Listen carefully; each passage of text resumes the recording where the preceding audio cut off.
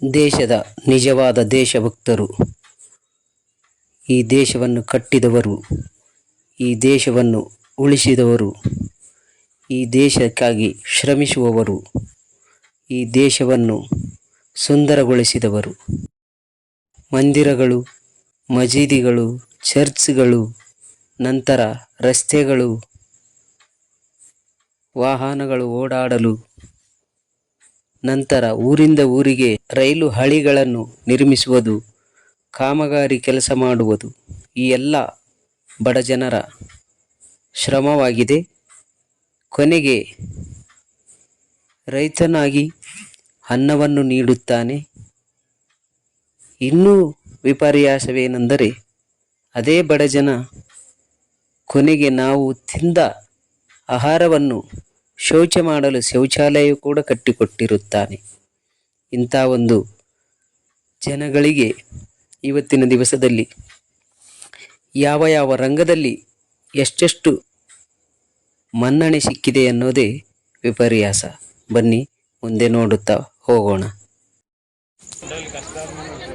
ತಾವು ನೋಡಬಹುದಿಲ್ಲಿ ಕೆಳಗಡೆ ಕುಳಿತುಕೊಳ್ಳಲಿಕ್ಕೆ ಜಾಗ ಇಲ್ಲದ ಕಾರಣ ಒಬ್ಬ ಮಹಾತಾಯಿ ತಾನು ಗರ್ಭಿಣಿಯಾಗಿದ್ದು ಕೆಳಗೆ ಅವರ ಕಾಲು ಕೆಳಗೆ ಇನ್ನೊಂದು ಕೂಸು ಕೂಡ ಇರುತ್ತದೆ.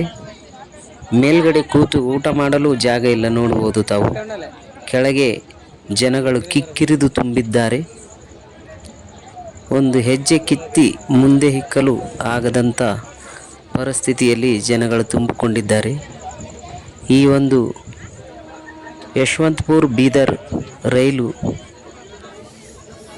ಈ ಮಾರ್ಗದಲ್ಲಿ ಅಂದರೆ ರಾಯಚೂರು, ಯಾದಗಿರಿ, ಕಲಬುರಗಿ, ಸೇಡಂ, ಚಿತ್ತಾಪುರ ಈ ಮಾರ್ಗದಲ್ಲಿ ಚಲಿಸುವಾಗ ಸಾಕಷ್ಟು ಜನರು ಬಡವರು ತಮ್ಮ ಹೊಟ್ಟೆಪಾಡಿಗಾಗಿ ಈ ಒಂದು ರೈಲಿನಲ್ಲಿ ಭಾಳಷ್ಟು ಜನರು ಸಂಚರಿಸುತ್ತಾರೆ. ನೋಡ್ಬೋದು ತಾವು ಸಾಕಷ್ಟು ಜನರಿದ್ದಾರೆ. ಆದರೆ ಈ ಜನಗಳಿಗೆ ಈ ಒಂದು ಗಾಡಿಯಲ್ಲಿ ಮುಂದೆ 2 ಜನರಲ್ ಹಾಗೂ ಹಿಂದೆ 2 ಜನರಲ್ ಡಬ್ಬಿಗಳಿರುತ್ತವೆ.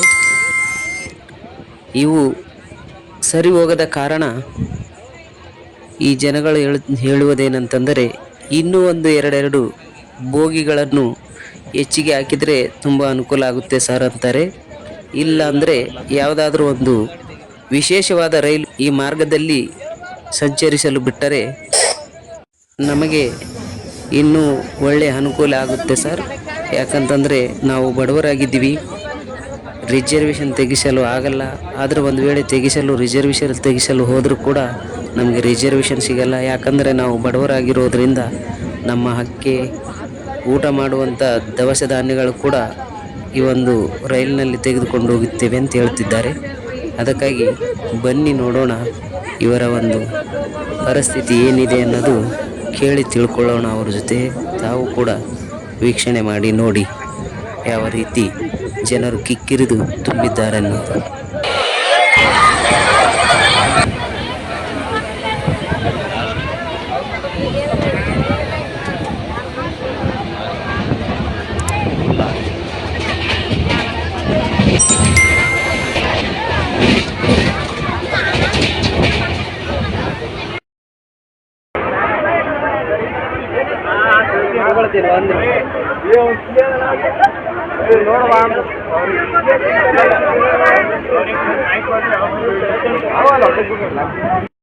ಕನ್ನಡ ಕಲಾವೇದಿಕೆ ಚಾನೆಲ್ ವೀಕ್ಷಕರಿಗೆ ತುಂಬ ಹೃದಯದ ಧನ್ಯವಾದಗಳು. ಇವತ್ತು ಯಶವಂತಪುರ ಬೀದರ್ ಈ ಒಂದು ಟ್ರೈನ್ನಲ್ಲಿ ನಾವು ಬೇರೆ ಒಂದು ಕೆಲಸದ ಮೇಲೆ ಹೋಗಿದ್ದೆವು. ಆದರೆ ವಿಡಿಯೋ ಮಾಡಬೇಕೋ ಬೇಡ ಅನ್ನೋ ಒಂದು ಉದ್ದೇಶದಿಂದ ವಿಚಾರ ಮಾಡಿ ವಿಡಿಯೋ ಮಾಡ್ತಾ ಇದ್ದೀವಿ. ಯಾಕಂತಂದರೆ ಇಲ್ಲಿ ಭಾಳಷ್ಟು ಜನ ರಶ್ ಇದ್ದಾರೆ, ನೋಡ್ತಾ ಇದ್ದೀವಿ. ಮಕ್ಕಳಿದ್ದಾರೆ, ಚಿಕ್ಕ ಮಕ್ಕಳಿದ್ದಾರೆ, ಹೆಣ್ಮಕ್ಳಿದ್ದಾರೆ. ನಂತರ ಇಲ್ಲೆಲ್ಲ ಮೇಲ್ಗಡೆಯಲ್ಲಿ ತಾವು ನೋಡ್ಬೋದು ಸಾಮಾನು ಇಡ್ಲಿಕ್ಕೂ ಕೂಡ ಜಾಗ ಇಲ್ಲ. ಈ ಒಂದು ವಿಡಿಯೋ ಮಾಡೋ ಉದ್ದೇಶ ಏನಂದರೆ ಇಷ್ಟೇ, ಭಾಳಷ್ಟು ಜನ ಕೂಲಿ ಮಾಡುವಂಥವ್ರು, ಗರೀಬರು ಇಂಥವರೆಲ್ಲ ಇರ್ತಾರೆ. ಅವರಿಗಾದರೂ ಬರಲಿಕ್ಕೆ ಹೋಗಲಿಕ್ಕೆ ವ್ಯವಸ್ಥೆ ಭಾಳ ತುಂಬ ಕಠಿಣಕರವಾದಂಥ ವಿಷಯದಲ್ಲಿದ್ದಾರೆ. ಅದಕ್ಕಾಗಿ ಇಂಥವ್ರು ಕೂಡ ಈ ಸವಲತ್ತು ಚೆನ್ನಾಗಿ ಸಿಕ್ಕಿಲ್ಲ ಅನ್ನೋ ಒಂದು ಉದ್ದೇಶದಿಂದ ನಾವು ಮಾಡ್ತಾ ಇದ್ದೀವಿ. ನಂತರ ನೋಡೋಣ ಇಲ್ಲಿರುವಂಥ ಪ್ರಯಾಣಿಕರು ಏನೇನು ಹೇಳ್ತಾರೆ ಅನ್ನೋದು ಕೇಳೋಣ ಬನ್ನಿ. ಅಣ್ಣವರೇ, ತಮ್ಮ ಹೆಸರು ಹೇಳಿ, ನಂತರ ತಾವು ಯಾವ ಊರಿಗೆ ಹೋಗ್ತಾ ಇದ್ದೀರಾ ಅನ್ನೋದು ಹೇಳ್ಬೇಕು. ನನ್ನ ಹೆಸರು ಇಬ್ರಾಹಿಂ ಅಂತ. ನಾನು ಸೇಡಂ ಹೋಗ್ತಾ ಇದ್ದೀನಿ ಯಶವಂತಪುರಿಂದ. ಹೌದು. ಅಂದ್ರೆ ಈಗ ತಾವು ಇಷ್ಟೊಂದು ಈ ಜನಗಳಿದೆ, ಗರ್ದಿ ಇದೆ ಅಲ್ಲ ಅಲ್ಲಿ, ಅಂದ್ರೆ ಇಷ್ಟೊಂದು ಜನಗಳು ತುಂಬಾ ಇದ್ದಾರೆ, ಬೀಡಿದೆ, ಇಂಥದ್ರಲ್ಲಿ ಯಾಕೆ ಬರ್ಬೇಕಂತ ಅನ್ಕೊಂಡ್ರಿ? ಏನಾದ್ರು ರಿಸರ್ವೇಶನ್ ಮಾಡಿದ್ರೆ ಆಗೋಗ್ತಿತ್ತಲ್ಲ. ರಿಸರ್ವೇಶನ್ ಒಂದು ವಾರದಿಂದ ಇಲ್ಲ 15 ದಿನದಿಂದ ವೇಟಿಂಗ್ ಬರ್ತಾ ಇದೆ, 15 ದಿವಸದಿಂದ ವೇಟಿಂಗ್ ಬರ್ತಾ ಇದೆ. ಇಲ್ಲಿ ಬಂದ್ರೆ ಈ ತರ ರಿಸರ್ವೇಶನ್ ಅಲ್ಲಿ ಇದೇ ತರ ಇದೆ. ರಿಸರ್ವೇಶನ್ ಅಲ್ಲಿ ಕೂಡಲೇ ಜಾಗ ಎಲ್ಲ ಏನಿಲ್ಲ. ರಿಸರ್ವೇಶನ್ ಅಲ್ಲಿ ಇದೇ ತರ ಇದೆ. ರಿಸರ್ವೇಶನ್ ಅಲ್ಲಿ ಕೂಡಲೇ ಜಾಗ ಎಲ್ಲ ಏನಿಲ್ಲ. ರಿಸರ್ವೇಶನ್ ಇದೆ. ಅಂದ್ರೆ ರಿಸರ್ವೇಶನ್ ದಲ್ಲಿ ಕೂಡ ಇದೇ ರೀತಿ ಜನಗಳಿದ್ದಾರೆ, ಅದೇ ರೀತಿ ತುಂಬಿದ್ದಾರೆ. ಅಂತಂದ್ರೆ ನೀವು ರಿಸರ್ವೇಶನ್ ಮಾಡ್ಲಿಕ್ಕೆ ಏನು ಹಿಂಜರಿದಿಲ್ಲ, ಆದ್ರೆ ಟಿಕೆಟ್ ಕೂಡ ಸಿಗ್ತಾ ಇಲ್ಲ ತಮಗೆ. ಆದ್ರೆ ಈಗಿರುವಂತ ಪರಿಸ್ಥಿತಿಗೆ ಸರ್ಕಾರ ಏನ್ ಮಾಡಿದ್ರೆ ಒಳ್ಳೇದಂತೆ? ಈ ಟ್ರೈನ್ ಇಷ್ಟೊಂದು ಗರ್ದಿಯಾಗಿದೆ ಅಲ್ಲ, ಅಂದ್ರೆ ಇನ್ನ ಬೇರೆ ಟ್ರೈನ್ಗಳು ಇರ್ಬೋದಲ್ಲ ತಮ್ಮ ಊರಿಗೆ ಹೋಗ್ಲಿಕ್ಕೆ? ಸರ್, ಬಸವ ಎಕ್ಸ್ಪ್ರೆಸ್ ಇದೆ, ಅದ್ರದ್ದು ಇದೇ ತರ ಇತ್ತು ಪರಿಸ್ಥಿತಿ. ನಾನು 3 ಗಂಟೆಗೆ ಬಂದಿದ್ದೇನೆ ಯಶವಂತಪುರ್ಗೆ. ಎಲ್ಲ ಟ್ರೈನ್ಗಳು ಇದೇ ರೀತಿ ಇದೆ. ಇದೇ ರೀತಿ ಇದೆ. ಸ್ಪೆಷಲ್ ಆಗಿ ಗುಲ್ಬರ್ಗ, ಯಾದಗಿರಿ, ರಾಯಚೂರು, ಸೇಡಂ ಈ ರೂಟ್ ಟ್ರೈನ್ ಭಾಳ ರಶ್ ಇದೆ ಸರ್. ಈಗ ನೀವು ಹೇಳೋ ಪ್ರಕಾರ ಅಂತಂದ್ರೆ ಇಲ್ಲಿ ಸ್ಪೆಷಲ್ ಆಗಿ ಗುಲ್ಬರ್ಗ, ಯಾದಗಿರಿ, ರಾಯಚೂರು, ಸೇಡಂ ಈ ಭಾಗದವರು ಹೆಚ್ಚಿನ ಸಂಖ್ಯೆಯಲ್ಲಿ ಕೆಲಸ ಮಾಡ್ಲಿಕ್ಕೆ ಬರ್ತಾರೆ. ಈ ಜನಗಳು ಹೆಚ್ಚಿನ ಜನಗಳು ಇರ್ತಾರೆ. ಅಂದ್ರೆ ನಿಮ್ಮ ಅನಿಸಿಕೆ ಪ್ರಕಾರ ಇಲ್ಲಿ ಏನಾದ್ರು ಒಂದು ವಿಶೇಷವಾದ ರೈಲು ಬಿಟ್ಟರೆ ಒಳ್ಳೇದಂತೀರಾ? ತುಂಬ ಒಳ್ಳೇದಾಗುತ್ತೆ. ಇಲ್ಲಾಂದರೆ ಇದರಲ್ಲಿ ಇನ್ನೊಂದು ಜನರಲ್ ಡಬ್ಬಿ ಇನ್ನೊಂದು 4 ಎಕ್ಸ್ಟ್ರಾ ಮಾಡಿದ್ರೆ ಸ್ವಲ್ಪ ಜನಗಳಿಗೆ ತೊಂದರೆ ಆಗಲ್ಲ ಸರ್. ಏನು 4 ಡಬ್ಬಿ ಇದೆ ಜನರಲ್ಲು, ಮುಂದ್ಗಡೆ 2 ಹಿಂದ್ಗಡೆ 2 ಇದೆ. ಈ 4ರಲ್ಲಿ ಸಾವಿರಾರು ಜನ ಹೆಂಗೆ ಪ್ರಯಾಣ ಮಾಡ್ಬೇಕು ಹೇಳ್ಬಿಡಿ ನೀವೇ. ಈ 4ರಲ್ಲಿ ಸಾವಿರಾರು ಜನ ಹೆಂಗೆ ಪ್ರಯಾಣ ಮಾಡ್ಬೇಕು ಹೇಳ್ಬಿಡಿ ನೀವೇ. ಹೌದು. ಇನ್ನೊಂದು 4 ಡಬ್ಬಿ ಹೆಚ್ಚಿಗೆ ಮಾಡಿದರೆ ಒಳ್ಳೇದಾಗುತ್ತೆ ಅಂತಂತೀರಿ? ಪರವಾಗಿಲ್ಲ, ಒಳ್ಳೇದು. ಧನ್ಯವಾದಗಳು. ತಮ್ಮ ಹೆಸರು ಏನಂತ ಹೇಳಿದ್ರಿ? ನನ್ನ ಹೆಸರು ಇಬ್ರಾಹಿಂ ಅಂತ, ಬಂಟ್ನಳ್ಳಿ ಅಂತ, ನಮ್ಮ ಸೇಡಂ ತಾಲೂಕ. ನೀವು ತೆಗಿಬೇಕು ಹಂಗೆ, ನಾ ಹೆಂಗೆ ಬರ್ಲಿಕ್ಕೆ ಚಲೋದಲ್ಲ.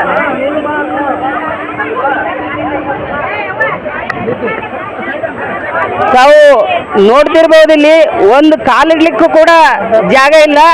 ಈ ಮಕ್ಕಳನ್ನು ನೋಡಿದ, ಇಲ್ಲಿ ಮಗುವನ್ನು ತೊಟ್ಲ ಕಟ್ಟಿದ್ದಾರೆ, ಮಗು ಕೂಡ ನಿಂದಿರ್ಲಿಕ್ಕೆ ಜಾಗ ಇಲ್ಲ. ಅದಕ್ಕಾಗಿ ಅದೊಂದು ಸೀರೆ ತಂದು ಬಟ್ಟೆ ಕಟ್ಟಿ ಇಲ್ಲೊಂದು ತೊಟ್ಲ ಮಾಡಿದ್ದಾರೆ, ಜೋಕಾಲಿ ಮಾಡಿ ಅದರಲ್ಲಿ ಕೂಸನ್ನು ಮಲಗಿಸಿದ್ದಾರೆ. ನೋಡಿ, ಒಂದು ಕಾಲಿಡ್ಲಿಕ್ಕೆ ಜಾಗ ಇಲ್ಲ. ಇನ್ನೊಂದೇನಂತಂದ್ರೆ ಇವನು ಶೌಚಾಲಯಕ್ಕೆ ಹೋಗ್ಬೇಕಾದ್ರೂ ತುಂಬ ಕಷ್ಟ ಆಗಿದೆ. ಇಲ್ಲಿ ಹೆಣ್ಮಕ್ಳಾಗಿರ್ಬೋದು, ಗಂಡು ಮಕ್ಕಳಾಗಿರ್ಬೋದು, ಯಾರೇ ಆಗಲಿ ಶೌಚಾಲಯಕ್ಕೆ ಹೋಗ್ಬೇಕಾದ್ರೆ ತುಂಬ ಕಷ್ಟ ಆಗಿದೆ. ಇದರಲ್ಲಿ ಹಣೆಬರ ಭಾಳ ದೂರ ಆಗಿದೆ. ಕೇಳೋಣ. ನೋಡ್ಬೋದು, ಇಲ್ಲೆಲ್ಲ ಸಾಮಾನು ಇಡ್ತಾರೆ. ಈ ಸಾಮಾನು ಇಡುವಂಥ ಜಾಗದಲ್ಲಿ ಪಾಪ ಅವ್ರಿಗೆ ನಿಂದಿರ್ಲಿಕ್ಕೆ ಜಾಗ ಇಲ್ಲ, ಇದರಲ್ಲಿ ಮಲ್ಕೊಂಡಿದ್ದಾನೆ. ಒಂದು ವೇಳೆ ಅಲ್ಲಿಂದ ಸ್ವಲ್ಪ ಏನಾದರೂ ಕೆಳಗೆ ಉಳ್ಳಿ ಬಿದ್ದರೆ ಕೆಳಗಿನವ್ರಿಗೂ ಪೆಟ್ಟು, ಅವ್ರಿಗೂ ಪೆಟ್ಟಾಗುತ್ತೆ. ತಾವು ಗಮನಿಸತಕ್ಕದ್ದು, ಅಲ್ಲಿ ಕೂರಲಿಕ್ಕೆ ಜಾಗ ಇಲ್ಲ. ಅವರೆಲ್ಲ ಜಗಳ ಮಾಡ್ತಾ ಇದ್ದಾರೆ. ಒಂದು ಕಾಲಿಡ್ಲಿಕ್ಕೆ ಕೂಡ ಸಂದಿಲ್ಲ, ಅದಕ್ಕಾಗಿ ಅವರೆಲ್ಲ ಜಗಳ ಮಾಡ್ತಾ ಇದ್ದಾರೆ. ಆ ಭಾಗದಲ್ಲಿ ಕೆಲವರು ಊಟ ಮಾಡ್ತಾ ಇದ್ದಾರೆ, ಅವ್ರಿಗೆ ಉಣಲಿಕ್ಕೆ ಜಾಗ ಇಲ್ಲ, ನಿಂದಿರ್ಲಿಕ್ಕೆ ಜಾಗ ಇಲ್ಲ. ತುಂಬ ಕಷ್ಟಕರವಾದಂಥ ಕೆಲಸ. ಇಲ್ಲಿ ನೋಡ್ತಿರ್ಬೋದು, ಒಂದೊಂದು ಜಾಗದಲ್ಲಿ ಎಷ್ಟೆಷ್ಟು ಬ್ಯಾಗ್ಗಳನ್ನು ಹಾಕಿದ್ದಾರೆ. ಕೆಳಗೆ ಬ್ಯಾಗ್ ಇಡ್ಲಿಕ್ಕಿಲ್ಲ, ನಿಂದಿರ್ಲಿಕ್ಕೆ ಜಾಗ ಇಲ್ಲ, ಎಲ್ಲಿ ಜಾಗ ಕಾಣ್ತಾ ಇಲ್ಲ. ನೋಡ್ಬೋದು ಅಲ್ಲಿ ಜಗಳ ಆಡೋದು. 4 ಡಬ್ಬಿಗಳು ಫುಲ್ ಆಗಿ ನಂತರ ರಿಸರ್ವೇಶನ್ದಲ್ಲಿ ಕೂಡ ಇದೇ ರೀತಿ ಜನಗಳಿರ್ತಾರೆ. ಈ ಒಂದು ಅವ್ರ ಅಣ್ಣವ್ರು ಹೇಳಿದಂಗೆ ಇದ್ಯಾವುದು ರಾಯಚೂರು, ನಂತರ ಯಾದಗಿರಿ, ಕಲಬುರಗಿ, ನಂತರ ಸೇಡಂ ಈ ಭಾಗದಲ್ಲಿ ಭಾಳಷ್ಟು ಜನರು ದುಡಿಮೆಗಾಗಿ ಬೆಂಗಳೂರಿಗೆ ಬರ್ತಾರೆ ವಲಸಿ. ನಂತರ ಅವರೆಲ್ಲ ಈ ಥರ ಹಬ್ಬ ಹರಿದಿನಗಳಲ್ಲಿ ಸಾಕಷ್ಟು ಜನರು ಹೋಗ್ತಾರೆ. ಅದಕ್ಕಾಗಿ ಇಂಥ ಸಂದರ್ಭದಲ್ಲಿ ಕೆಲವೊಂದು ಬೋಗಿಗಳನ್ನು ಹೆಚ್ಚಿಗೆ ಮಾಡಿದರೆ ಒಳ್ಳೇದನ್ನೋದು ನನ್ನ ಭಾವನೆ.